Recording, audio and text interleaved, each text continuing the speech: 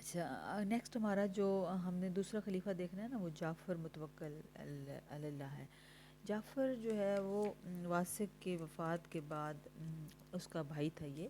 جعفر بن معتصم کا بیٹا تھا، وہ جانشین ہوا،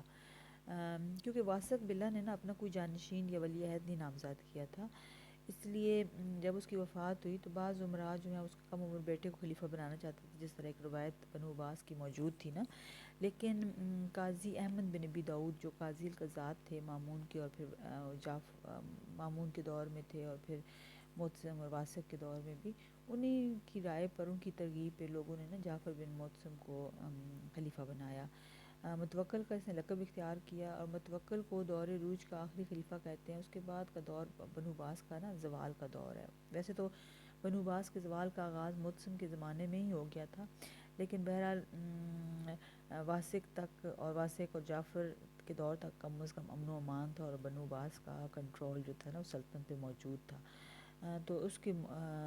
جعفر کے بعد ہم کہتے ہیں کہ اس کی موت کے بعد جو ہے نا بنو عباس کو کوئی ایسا مضبوط اور لائق حکمران میسر نہیں آ سکا۔ متوکل نے جو اس کے دور کی دو چیزیں ہیں نا، کہ ایک طرف تو متوکل نے معتزلہ عقائد کو سرپرستی روک دی، اور معتزلہ عقائد کو پھیلانا روک دیا، بلکہ خود بھی اس نے معتزلہ عقائد ترک کر دیے، اور دوسری طرف متوکل ترکوں کے بڑھتے ہوئے رسوخ سے بھی آگاہ تھا کہ یہ سلطنت کے لیے خطرہ بن سکتے ہیں، اس لیے متوکل نے ترکوں کے اثر و رسوخ کو ختم کرنے کی کوشش کی، اپنے دور میں ترکوں کو دبانے کی کوشش کی، لیکن اس کا نتیجہ یہ نکلا کہ متوکل خود ہی ترکوں کے ہاتھوں قتل ہو گیا، اور اس طرح وہ پہلا عباسی خلیفہ بنا جو قتل ہوا، اور اس کے قتل سے خلافت کی عظمت اور احترام میں بڑی کمی واقع ہوئی۔ اب اس کے دور کے جو اہم واقعات ہیں ان میں ایک تو یہ جو وزیر تھا معتصم اور پھر واسق کا، عبد الملک بن ابن زیاد، اس کا قتل ہے۔ اس کے تعلقات متوکل کے ساتھ پہلے ہی خراب تھے۔ اب جب متوکل خلیفہ بنا تو اس نے شدید مخالفت کی، اور وہ چاہتا تھا کہ واسق کا بیٹا جو ہے نا خلیفہ بن جائے، اسی لیے متوکل نے خلیفہ بننے کے بعد ابن زیاد کو گرفتار کر کے قید میں ڈالا، اور طرح طرح کی سزائیں دے کے نا اس کو مار دیا گیا۔ محمد بن بعیس کی بغاوت ہے، جو آذربائیجان کا رئیس تھا، اس نے بغاوت کی، اور اس کی بغاوت تو ختم ہوئی، لیکن ظاہر اس نے قبائلی تعصبات کو ہوا دی، اور آذربائیجان کے علاقوں میں جو مختلف عرب قبائل تھے انہوں نے اس کا ساتھ دیا، اور اس طرح بغاوت جو ہے نا وہ کافی دیر تک رہی۔ اس طرح بطارکہ کی بغاوت ہے، آرمینیا میں یہ علاقہ تھا جہاں کے لوگوں نے بغاوت کی۔ جعفر کے دور میں ایک خود مختار ریاست قائم ہوئی دولت صفاریہ کے نام سے، جعفر متوکل کے دور میں نا، اس کا بانی یعقوب بن لیث صفاری تھا، اس نے سجستان کے علاقے پہ قبضہ کیا، اور یہ ایران اور سجستان کی ریاست تھی جس کو دولت صفاریہ کا نام دیا گیا۔ یہ ریاست کافی عرصے تک موجود رہی، اس کے حکمران اس علاقے پہ حکومت کرتے رہے۔ اسی طرح حمص جو ہے، حمص کے علاقے میں حملہ ہوا، وہاں پہ بغاوت ہوئی، مصر پر سودان اور حبشہ کے مغربی قبائل نے حملہ کیا، اور کافی مسائل پیدا ہوئے۔ تو متوکل کے دور میں ہمیں نا امن و امان کے حالات جو ہیں اتنے اچھے نظر نہیں آتے۔ نیکسٹ ہمیں متوکل کے دور میں ایک ترک سالار تھا ایتاخ، اس کا قتل نظر آتا ہے، کیونکہ متوکل جو تھا وہ ترکوں کے بڑھتے ہوئے اثر و رسوخ کو کم کرنا چاہتا تھا، اور اس سلسلے میں اس نے ترکوں کو نا اقتدار سے بے دخل کرنے کا منصوبہ بنایا۔ ایتاخ جو ترکوں کا سالار بھی تھا، سپہ سالار تھا، اور حاجب و دارخلافہ کا محافظ تھا، معتصم نے اس کو حج پر جانے کے لیے آمادہ دیا، اسے خلعت اور شاہی سند دی، لیکن راستے میں ہی نا اس کو بغداد، جب وہ حج کے لیے روانہ ہوا، بغداد کے قریب پہنچا، اسے گرفتار کر قتل کر دیا گیا۔ ایتاخ کے قتل پر ظاہر ترک سالار بہت مشتعل ہوئے، اور انہوں نے پھر متوکل جو ہے نا اس کو وہ بھی قتل کر دیا۔ متوکل کے عہد میں ہمیں کچھ مزید علاقے ایشیائے کوچک کے جو رومی سرحد پہ علاقے تھے وہاں پہ فوج کشی نظر آئی، کچھ نئے علاقے تاکیہ وغیرہ کے علاقوں مسلمانوں نے قبضہ کیا۔ اس کے علاوہ متوکل کے دور میں نیشاپور میں ایک شخص نے شیخ محمود نبوت کا بھی دعویٰ کیا۔ متوکل کا جو سب سے بڑا کارنامہ ہے وہ سنت کا احیاء اور معتزلہ کا خاتمہ ہے، یعنی متوکل نے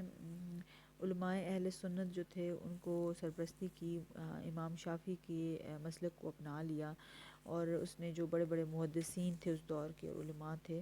ان کو دارالحکومت میں آنے کی دعوت دی، مساجد میں درس کی اجازت دی، اور اس طرح پچھلے دور میں جو پابندیاں لگی ہوئی تھیں محدثین پہ اور ان کو تکالیف دی جا رہی تھیں وہ اٹھا دی اس نے۔ اس طرح معتصم نے پھر قبر پرستی اور بدعات پہ پابندی لگا، جو مختلف مشرکانہ رسم و رواج تھیں، بدعتیں رواج پا گئی تھیں، ان کو ختم کیا۔ ظاہر ہے ایون اس کو کہتے ہیں نا کہ اس نے وہ مشروکانہ رسومات جو امام حسین کے مزار پہ بھی کی جاتی تھی وہ بھی ختم کروائیں، تو شیعہ بھی متوکل کے خلاف ہو گئے۔ متوکل کا جو سب سے بڑا کارنامہ وہ ظاہر ہے معتزلہ کا خاتمہ ہے۔ تو معتزلہ عقائد رکھنے والے جو لوگ جن کو اہم منصب ملے ہوئے تھے، متوکل ان سب کو ان کے مناصب سے ہٹا دیا، اور اس میں سب سے جو بڑا نام ہے وہ قاضی احمد بن ابی داؤد کا ہے، جو کہ عہد عباسی کی بڑی ممتاز شخصیت تھی، اور اس نے معتزلہ عقائد کی بھرپور سرپرستی کی۔ مامون اور پھر معتصم اور پھر باسق کے دور میں یہی شخص تھا جس نے عدالتوں سے ان قاضیوں کو اٹھایا جو معتزلہ عقائد نہیں رکھتے تھے۔ متوکل نے جب معتزلہ عقائد پابندی لگائی تو اس نے قاضی ابن داؤد کو بھی ان کے عہدے سے ہٹا دیا، ان کے لڑکے ابو ولید اور ان کے پوتے کو گرفتار کیا اور تمام جائیدادیں ان کی ضبط کر لیں۔ اس طرح معتزلہ عقائد کو پھیلاؤ کو روکنے کے لیے متوکل نے مناظرہ بازی پہ پابندی لگا دی۔ کسی قسم کے مناظرے کی اجازت جو ہے اس کے دور میں نہیں تھی، تاکہ لوگوں کو سے زبردستی خلق قرآن کے عقیدے کا اعتراف نہ کروایا جائے، اور اس طرح متوکل نے ظاہر احیاء سنت کی اور سنت کو دوبارہ سے نافذ کیا۔ متوکل کے 3 لڑکے تھے، محمد منتصر باللہ، طلحہ معتز باللہ اور ابراہیم موند باللہ۔ ان کو جگہ بعد دیگر اس نے ولی عہد بنایا، لیکن اس نے نا معتز باللہ کو جو ہے وہ پہلے نمبر پہ رکھنے کی کوشش کی، تو اس طرح اس کا دربار سازشوں کا مرکز بن گیا۔ ترک امراء بھی اس سے ناراض تھے، اس کے تینوں بیٹوں کے اپنے گروہ اور دھڑے بن گئے، اور ترک امراء جو تھے وہ بھی چاہتے تھے کہ ان کے نا مرضی کا جو نیا خلیفہ ہے وہ بنے۔ تو اس طرح متوکل نے ظاہر ہے بہت سے ترک امراء کو قتل کیا، اور اس کے علاوہ بہت سے ترک امراء بے دخل ہوئی اقتدار سے، اس لیے کہتے ہیں کہ ترک امراء نے اس کے بیٹوں کے ساتھ مل کے معاذ بنایا، اور متوکل جو ہے دربار کے اختتام پہ جب محل میں داخل ہوئے تو انہوں نے متوکل پہ حملہ کر دیا اور متوکل کو قتل کر دیا۔ تو متوکل جو ہے نا ترک امراء کے ہاتھوں قتل ہوا۔ سیرت و کردار کے حوالے سے، علم دوستی کے حوالے سے متوکل جو ہے وہ اس طرح پچھلے خلفاء کی طرح نہیں تھا، اس کا دور امن و امان خوشحالی کا تھا، تجارت میں ترقی تھی اور دیگر امور میں ترقی ہوئی، علم و ادب کے میدان میں مسلمان آگے بڑھ رہے تھے، لیکن ظاہر ہے اب عباسی خلافت اپنے زوال کی تقریب تھی، متوکل خود قتل ہوا، اس سے عباسیوں کے اقتدار پہ بڑی کاری ضرب لگی، ترکوں کا بڑھتا ہوا اقتدار عباسیوں کے لیے خطرہ بن چکا تھا۔ متوکل کا سب سے جو بڑا کارنامہ ہے نا وہ سنت کا احیاء ہی ہے۔